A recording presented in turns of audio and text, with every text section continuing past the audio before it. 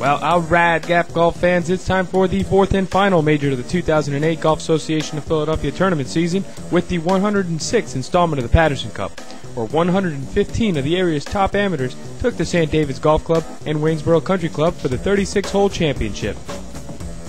And after the first round of play, it was Matthew Matari of Saucon Valley Country Club who took the early 18-hole lead with a 4-under par 71 at a tricky Waynesborough Country Club. But lurking closely behind was Sean Leonard of Tavistock and Stephen Seiden of Concord, with 3-under par 67s at St. David's.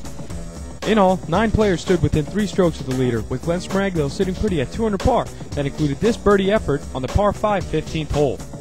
His playing partner in Michael McDermott, the defending Patterson Cup champ, Player of the Year points leader, amateur and mid-amateur champion, would finish just 1 shot back with a 1-under par 70 after shots like this on the par 5 15th hole allowed him to 2-putt for birdie.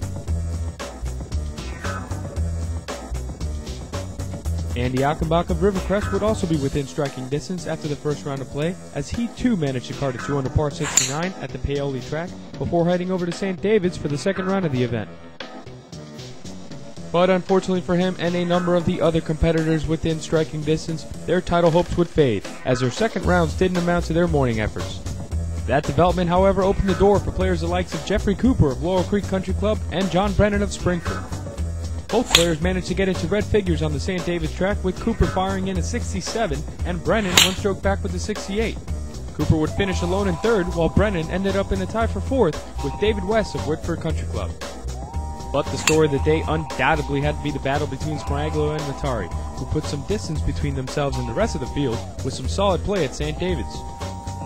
Matari followed up his 4-under par effort at Waynesborough by carting a 1-under par 34 on the front side at St. David's to sit at 5-under par with only 9 holes to play.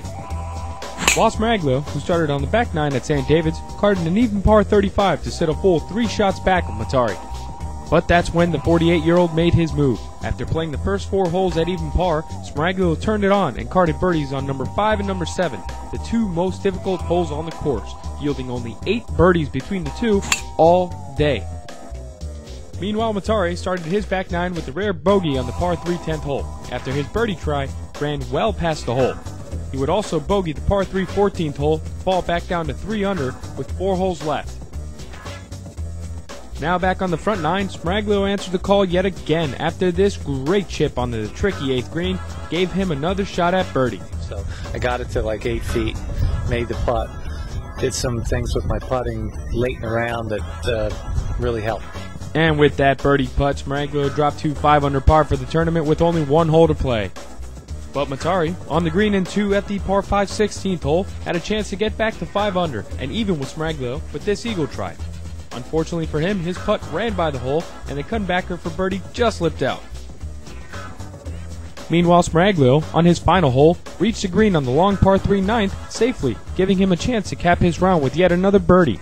Although that wouldn't be the case, Spraglio taps in for par and heads into the clubhouse with the lead after playing the final 5 holes in 3-under par for a 2-round total of 5-under par 136. But Matari, playing a couple groups behind Spraglio, was well aware where he stood on the leaderboard as he teed off number 17. Having to birdie his final 2 holes to force an 18-hole playoff on the following day, Matari drains his birdie putt on the par 3 17th hole to get within 1 stroke of Spraglio. And after a perfect 3-wood on the 18th tee, left the 22-year-old only 84 yards to a wind-swept 18th green, Matari played it smart and landed his approach shot short, rolling it to 12 feet right of the hole. Matari, who later said he didn't trust the original line he picked, then pushed his putt just a hair right of the hole and ran it by the edge, giving Spraglio his 2nd Patterson Cup victory. The Patterson Cup title also earned Spraglio his 3rd Silver Cross Award and gives him the distinction of being the oldest winner of the Patterson Cup since legendary figure William Hyman III took the 1969 Patterson Cup at age 58. So 10 years ago. So that's a long time. But played great today. Hit a lot of quality shots, made a couple putts, and pretty happy with the result. I'm proud of how I played. I just, you get to a point where moral victories just don't cut it. You want the hardware. So it's bittersweet. I'm really this is my last tournament, and I'm really happy how I went out. But I mean, when you're within striking distance and the entire day you're on the top of the leaderboard, I mean, second place is tough to swallow. I was happy to make a couple putts. I birdied 5, 7, and 8 coming in. So. And you knew what the stakes were at that point, right? Well, I mean, you know, I didn't know exactly. I heard Mike McDermott say, what's it going to take, 6 to get in there? I was still at 1 at that time, or I just got to 2, and so I just wanted to get as low as I could get. I didn't know what anybody else was going to do, so I was just trying to make some birdies coming home. This is it's awesome because I think I picked up the Silver Cross as well, and that's my 3rd Silver Cross and my 2nd Patterson Cup, and it's been a long time. And I'm pretty much the only one, I think, that thought I could win this again, so I'm pretty happy about it. For GAP TV, Gian Rodriguez.